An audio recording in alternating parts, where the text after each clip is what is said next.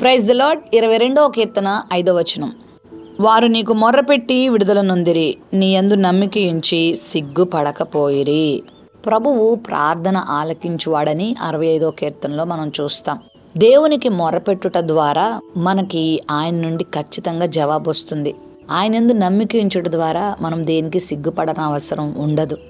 ఎందుకంటే తన యందు నమ్మిక ఉంచు వారిని ఆయన సిగ్గుపడనివ్వడు. చాలాసార్లు దేవునికి మొరపెట్టడం అన్నది చాలామంది చాలా తక్కువగా చేసే పనిగా ఉంటుంది. ఏదైనా శ్రమ కలిగినప్పుడు, ఏదైనా వారి జీవితంలో అవసరత కలిగినప్పుడు మనుషుల మీద వారు ఎక్కువగా ఆధారపడిపోతూ ఉంటారు. దేవుని దగ్గరకు రారు, దేవునికి మొరపెట్టరు.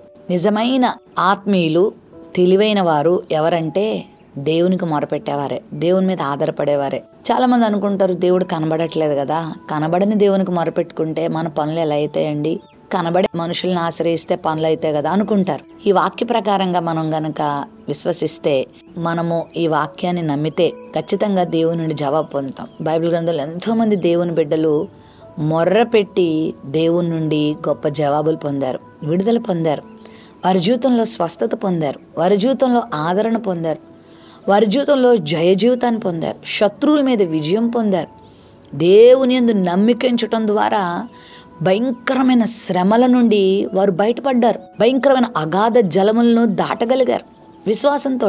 మరి ఈరోజు ఈ వాక్యం వింటున్న నీవు కూడా మొర్రపెట్టడం అనేది కష్టమైన పనేం కాదే, దేవుని యందు నమ్మిక ఉంచడం అనేది కష్టమైన పని కాదే. నువ్వు ఆ పని ఎందుకు చేయకూడదు? నమ్ము దేవుణ్ణి.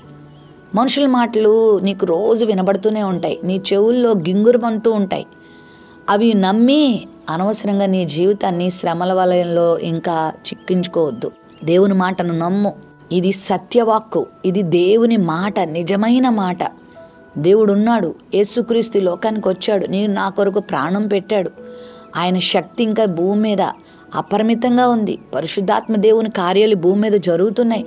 నువ్వు నమ్మితే నీ జీవితంలో ఆయన మహిమను చూస్తావు. నీ చదువులో, నీ ఉద్యోగ జీవితంలో, నీ వ్యాపారంలో, నీ కుటుంబ జీవితంలో, నీ వైవాహిక జీవితంలో, నీ అనారోగ్యాల్లో, నీ ఆర్థిక ఇబ్బందుల్లో, నీ ఆధ్యాత్మిక అంతస్తుల్లో దేవుని సహాయాన్ని కోరుకో, దేవుని నమ్ముకో. అబ్రహాం దేవుని నమ్మాడు. భీతికరమైన పరిస్థితులు, బాధాకరమైన పరిస్థితులు, ఒంటరితనం, ఎన్నో నిందలు, అవమానాల మధ్యలో అబ్రహాం దేవుని మీదే విశ్వాసాన్ని పెంపొందింప చేసుకున్నాడు.